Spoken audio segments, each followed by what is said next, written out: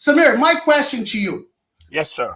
So just after I ask you the question, just wait for me to translate in Portuguese. But Samir Banud, you are the man that really like changed bodybuilding and create the Christmas tree.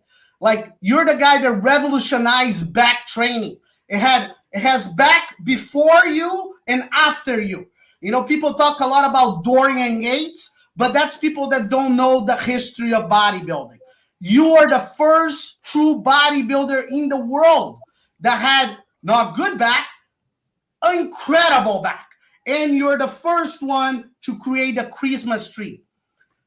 What made you focus so much on your back training and what kind of exercises did you do to accomplish that?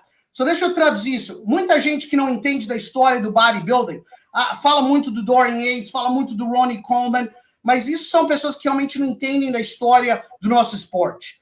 Que quem revolucionou as costas no bodybuilding foi Samir Banud. Ele que criou a Christmas Tree, como vocês estão falando aí. A primeira vez que foi falado disso foi com o Samir Banud em 1983. Ele que criou como é que fala isso aí, Hugo? A Christmas Tree. A árvore de Natal. Ele é o cara original que criou isso. So tell us about, eu quero que ele fale do treino de costas dele, how did he revolutionize back training? So tell us about your back training, Samir Banud. First of all, thank you very much, Tamer. Coming from you means a lot. You know, I really didn't favor back training. I did everything equally. I made sure I displayed a balance, you know, big enough physique. In my opinion, I had enough size. But when it came to back, I believe when I started, Tamer, my back wasn't really great in the very beginning. But I really attribute the reason why my back got to where it is, when it became at, you know, when it reached that, you could say that among the best in the back department. I think my exercise mechanic, Tamer, does matter, and I believe it does matter now, and it does matter always. So what I did variety. I trained the back from all angle. I made sure, like for example, nowadays you see people doing bend over row, for example, Tamer, but they're really not hitting. They're not stretching it. They're not doing the mechanic perfectly. So that's one thing. Chin up, wide grip, reverse grip, close grip. So variety is the spice of life. So I was working everything from the top to the middle to the lower. And I did that with the chest. I did that with my arm, of course. And, you know, another thing, which you might want to tell the fan in Brazil, that I personally never counted set and reps. I went by how I felt. I could stop at 15. Sometimes I could stop at 9. The weight, I go by how I feel. At really no bragging. I hope you guys understand. I will never brag. I will not use weight just to show off. But let me translate that because that's really important. So, Samir Banud falou que ele nunca teve, na verdade, umas costas fenomenais quando ele começou. Isso foi um processo, assim, árduo de treinamento por anos e anos e anos. As pernas e as costas são dois músculos que demoram anos e anos, de vez em quando décadas para você desenvolver. Ele sempre tentou pensar no corpo dele de uma maneira simétrica, não só focalizando nas costas. Ele acabou sendo conhecido pelas costas, por causa que geneticamente ele tinha muita condição nisso. Mas uma coisa muito interessante que ele falou, que ele não entende porque os bodybuilders eles contam as repetições tanto. Que ele nunca contava as repetições. Ele começava um exercício e se ele achava que ele não podia mais fazer, aí ele parava. Ele nunca parava antes disso. Algumas ele fazia 15, outras ele fazia 8, mas uma coisa que ele está focalizando, ele está falando que os bodybuilders de hoje não conectam a cabeça com o exercício como ele acha que os caras do passado faziam. Samir, go ahead.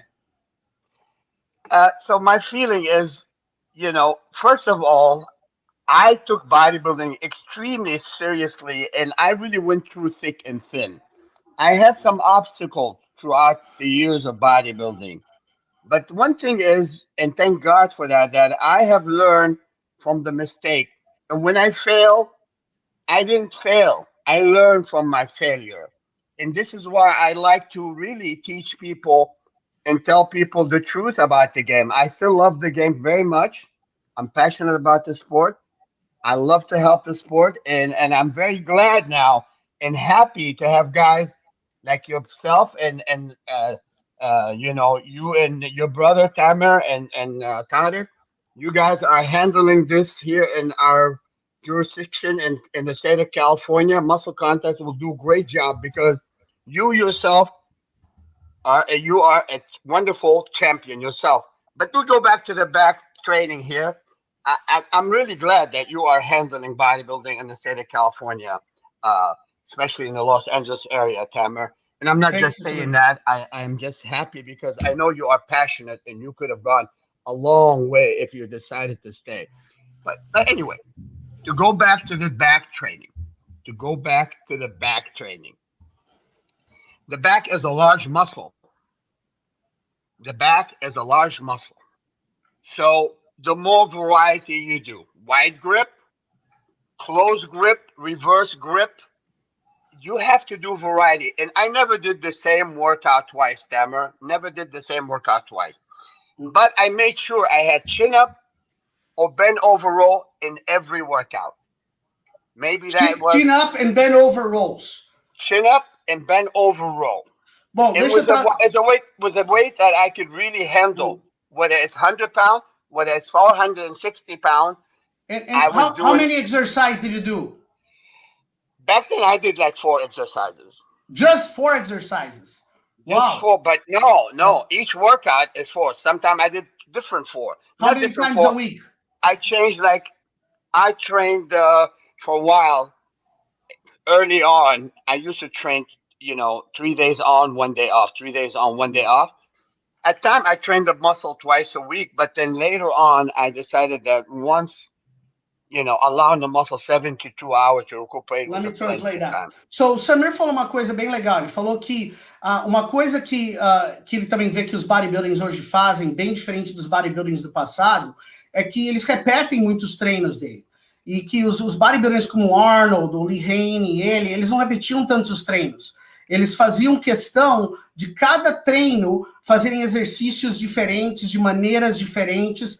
Ele falou que nas costas, a única coisa que ele fazia a mesma coisa, e Ostia, Hugo, vocês vão ter que me ajudar com isso, porque eu nem sei o nome em português, é o chin-up, né? Aquele que você puxa. Barra fixa. A barra fixa, e aí a barra de Barra invertida, e a barra invertida remada por baixo. Ele falou, esses dois, na opinião dele, são os exercícios mais essenciais para costas, mas ele nunca, de maneira jamais nenhuma, fazia o mesmo exercício 2 vezes.